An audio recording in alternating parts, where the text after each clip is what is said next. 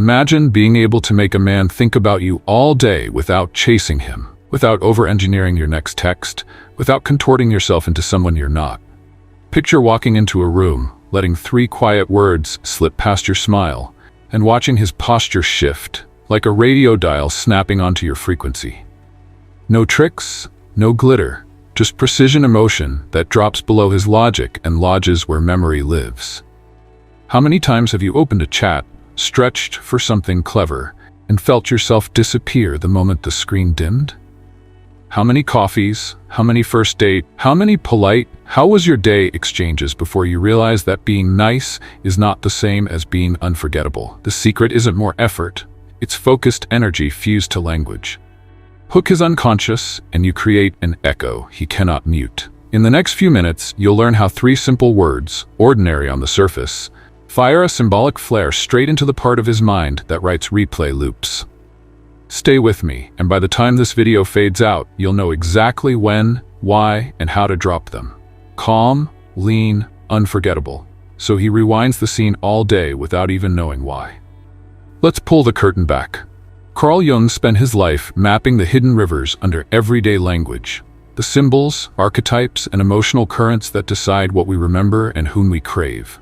You felt it. A song snaps you into a memory, a scent folds time. That power lives below logic, and it governs attraction more than perfect hair or flawless timing. You were trained to open with politeness, to sand off every edge, to send the safe, "Hey, how's your day?" text. Safe is invisible. A man scrolling through life's notifications hears that the way you hear elevator music. It registers, then dissolves. Your warmth isn't the issue. It's the absence of an image. The mind, Jung said, records emotion, not words. If you don't set off a feeling, you don't set a memory. So why do feelings tattoo themselves onto the mind while facts fade? Because the emotional brain doses us with adrenaline and dopamine when something feels novel and slightly unpredictable.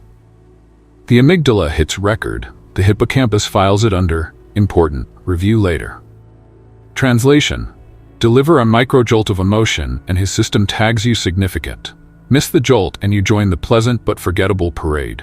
You don't need a pickup line, you need a lever. Words are only half the mechanism. The other half is the voltage you run through them. Jung called that voltage numinosity, the way an ordinary candle glows when a ritual invests it with meaning. The 3 words we're moving toward operate exactly like that. Flat tone? They're cardboard. Spoken with presence? They're a living sigil on his psychic windshield. Before we name them, feel the contrast. Scenario 1. You text, "Hope your day is going well." Nice, polite, gone. Scenario 2. Later tonight you drop 3 words that hint at partnership and mischief. Then you go quiet. Now there's negative space. The mind hates a vacuum, so it loops the moment, trying to decode the invitation inside. That loop is the beginning of obsession. Skeptical? Good. Keep the conscious mind awake. But remember, the unconscious is older, lazier, easier to impress. Give it a vivid possibility, let it finish the sketch, and he'll do half the work for you. That isn't manipulation, it's respecting how human memory actually operates. Here's the bridge. You're done performing. Instead, you'll lace the conversation with a single pulse point, a symbol he can't file away. When you speak it, be calm, shoulders back, voice low, like you're reporting sunrise, inevitable, unhurried. Certainty is rare. He will archive the entire moment. Breath, tempo, the micro-pause after you stop. That pause is crucial. Silence amplifies symbolism. Men respond to confidence over content. Deliver the Monday grocery list with calm authority, and you'll be shocked what echoes. Conversely, deliver Shakespeare with anxious eyes, and it evaporates. Confidence here isn't volume, it's the absence of hurry. Speak, pause, let the air vibrate. That vibration is his memory hook. Nervous? Perfect. Nerves are excitement without direction. Exhale. Ground your feet, slow your cadence. Biology wires us to synchronize with the calmest person in the room. Hold that calm for 40 seconds, and his nervous system will brand it with your name. This is the exit ramp from over-explaining. One clean note, held with conviction, beats a dozen clever riffs. In a breath, I'll hand you that note. But lock this first. You're not coercing free will, you're offering an emotional doorway. Most men, when invited with elegance rather than demand, walk through naturally, because curiosity plus possibility is an itch logic can't scratch. Picture the last time someone dropped a perfectly timed remark that pierced the noise. One sentence and suddenly the moment burned itself into your memory. That wasn't luck. That was emotion binding to story. When you use the 3 words we're leading to, you give him the same branded moment, but starring the 2 of you. The phrase is small, the implication spacious, and the brain loves spacious, because it can roam there, imagine there, return there. And here's the twist. The less effort you show, the louder the echo. Most women try to compensate with longer texts, faster replies, brighter emojis. Volume signals anxiety. Quiet certainty signals value. You're about to trust the ripple of a well-placed symbol. He won't remember each syllable. He'll remember the way his pulse spiked when you paused, the low heat in your gaze, the sense that you were already halfway into a shared story. Here's the moment the light bulb flips. You already know the phrase. You've heard it in songs and movies since middle school, but you've never held it like a scalpel. Those 3 words are you and me. Ordinary, almost invisible, until you lace them with precision timing and a calm pulse that tells his unconscious, this is a scene, not a sentence. Right now, though, let's slow the film and dissect why the same phrase that falls flat in a random DM can detonate when delivered with emotional voltage. First, the observation. Most women open with a courtesy question, how was the meeting? Or did you make it home okay? It's kind, and kindness matters, yet kindness alone sits in the logical mind, filed under nice, safe, unremarkable. He answers, releases a micro-hit of social obligation, and moves on. If you keep the pattern, 3 chats later, you're a pleasant pen pal he thanks out of habit rather than desire. That's not your fault. Culture taught you to be agreeable, because agreeable buys acceptance. The problem is agreement rarely buys memory. Now the reframe. What's missing isn't effort or sparkle emojis. It's an image. The male psyche, or any psyche frankly, hangs on to language that paints a picture he can project himself into. Jung called this the transcendent function, where a symbol bridges conscious and unconscious, dragging a feeling up from below sea level and pinning it to a face. You and me, when stated with calm certainty, isn't a request. It's a photograph he hasn't taken yet, a still frame of possibility. That alone separates you from the endless scroll of polite pings. Here's the reveal. Whisper, you and me, after a shared laugh, and you're not describing the present. You're naming the next chapter. The words travel under his defenses because, grammatically, they don't even form a command. They imply alignment. His brain flashes a montage. The 2 of you ordering reckless appetizers, swapping inside jokes nobody else tracks, stumbling out of a concert at midnight with city lights tangled in your hair. The moment he visualizes any shard of that montage, the amygdala stamps it with an emotional tag. Important. Review. That tag is how memory moves from short-term to long-term storage. Let's thread in the psychology. Male attraction is far less about checklist perfection than about spark plus serenity. Spark wakes him up. Serenity tells him this is safe to desire. You and me achieves both. The spark comes from the intimacy of grouping him and you against the world. The serenity follows because you're not asking. You're lightly stating a parallel universe where the 2 of you already cooperate. That relaxed assurance is intoxicating, precisely because it's rare. Most people broadcast want with an edge of need. You'll broadcast vision with an edge of play. Example time. Picture standing in line for street tacos after a show. The banter is flowing. He says the band's guitar solo melted his face off. You grin and reply, you and me would be terrible influences at their next concert. Then you take a bite and let the sentence breathe. No grin to camera, no searching his pupils for validation.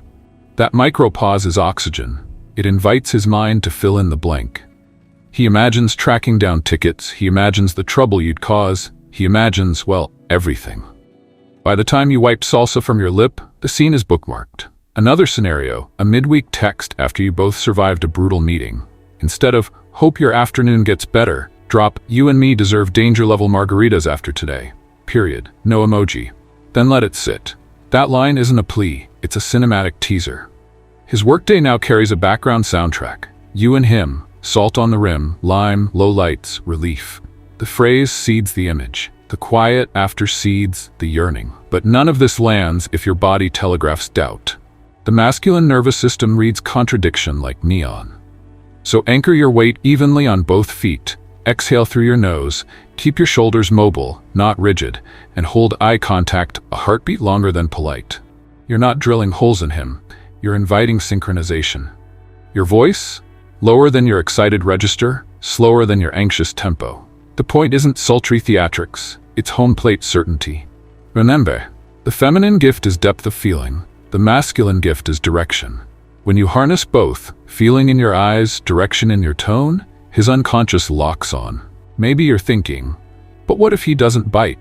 That question hides an old fear, the fear of taking up space unless guaranteed applause. Release that. Whether he bites is his journey.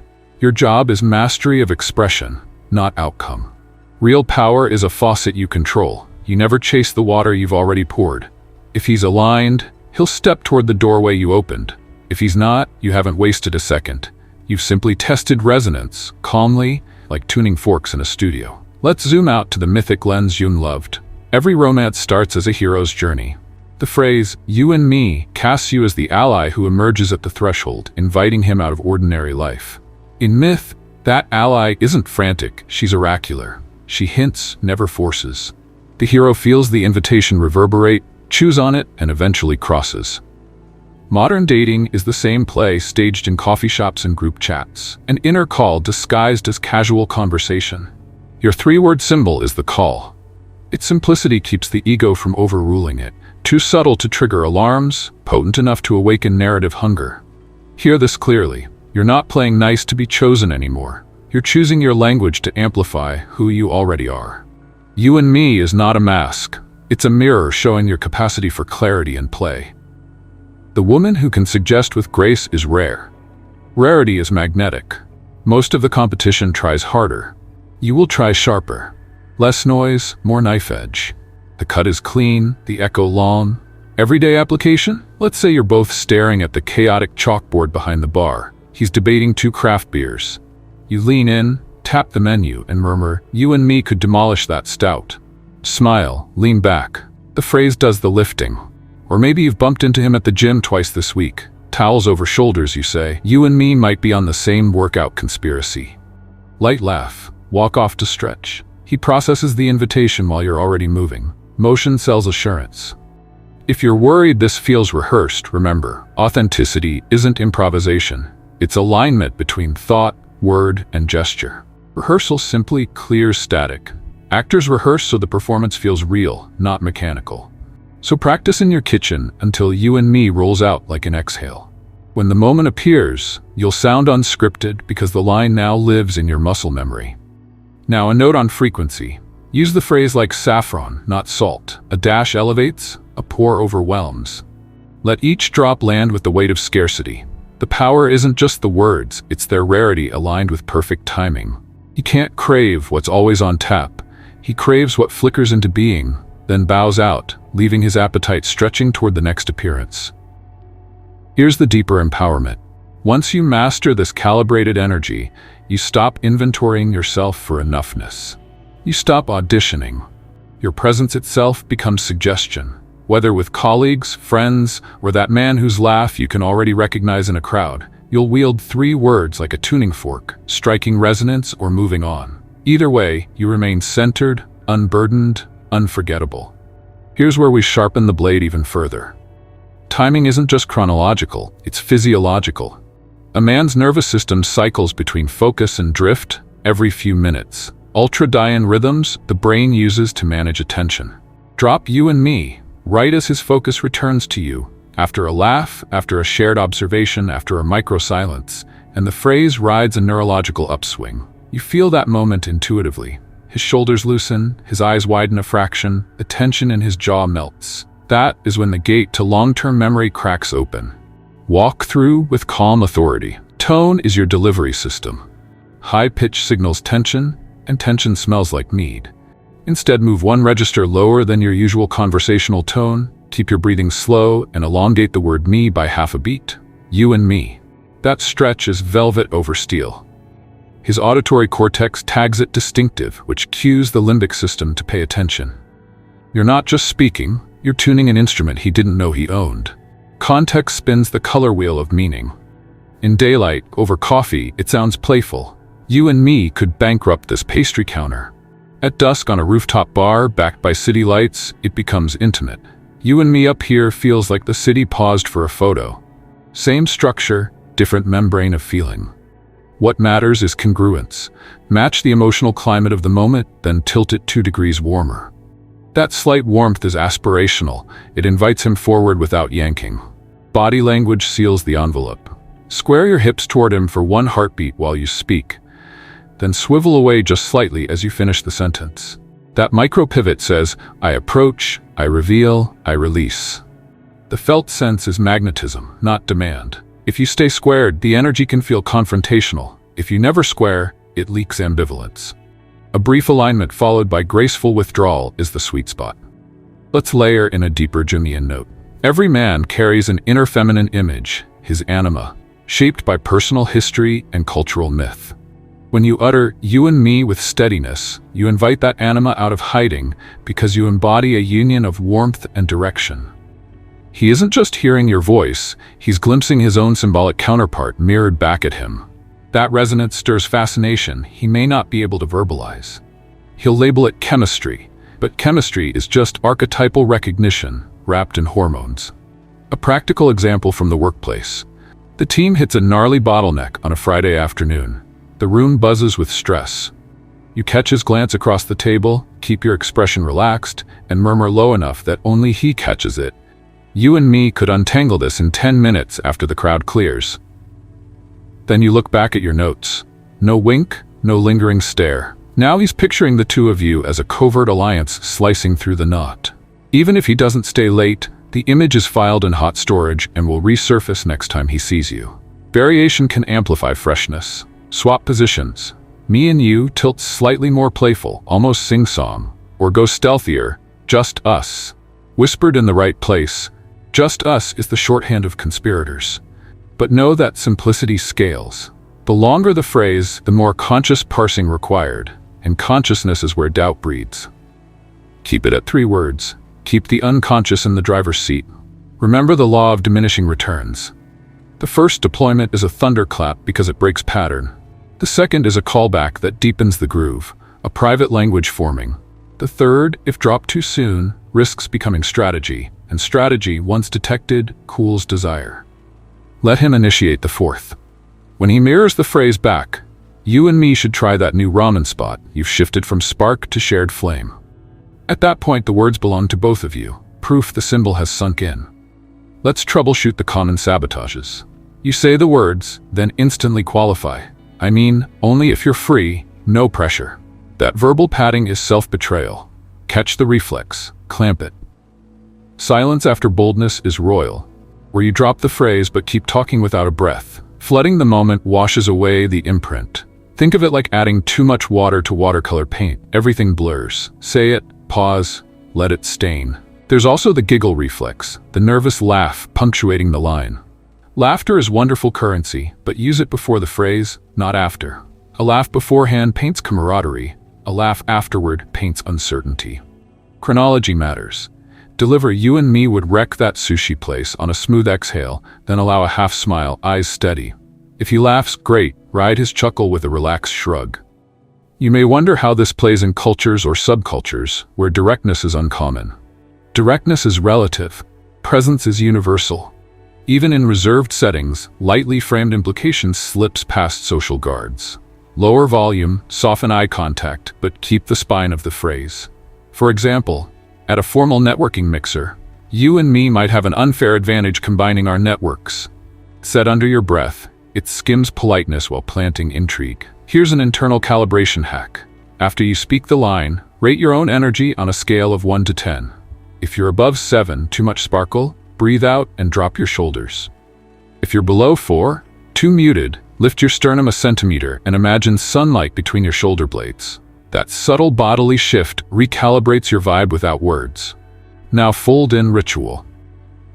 Before you step into any encounter, choose an anchor. Touch the inside of your wrist. Adjust a ring. Press 2 fingers against your collarbone. When you feel the exact window for the phrase, trigger the anchor first. Your nervous system associates the gesture with grounded confidence, so the words emerge wrapped in that signature.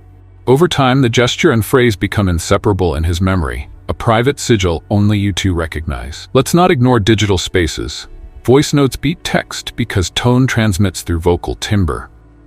Record a 15-second message. Quick thought. You and me would turn that farmer's market into trouble. Talk soon. Hit send and vanish. He hears your cadence, pictures your grin, and the half-second static after you stop talking becomes negative space that demands mental replay. If voice feels too intimate early on, use text but break the sentence. You and me. New line. Rooftop. Thursday. The visual rhythm makes the brain read it like poetry, not logistics. Even social media stories work. Snap a photo of two empty seats overlooking the city at dusk. No caption except, you and me. Anyone can see it, but he'll think it's coded for him if there's rapport. That ambiguity fuels projection, which is the unconscious splashing color onto blank canvas. One more archetypal layer. In myth, the magician wields few words to bend reality. Excess words dilute power. Your three-word charm positions you as sorceress of suggestion, lightning in a jar. That narrative elevates him too, because every magician needs a worthy partner. He steps into that role by choice, not coercion.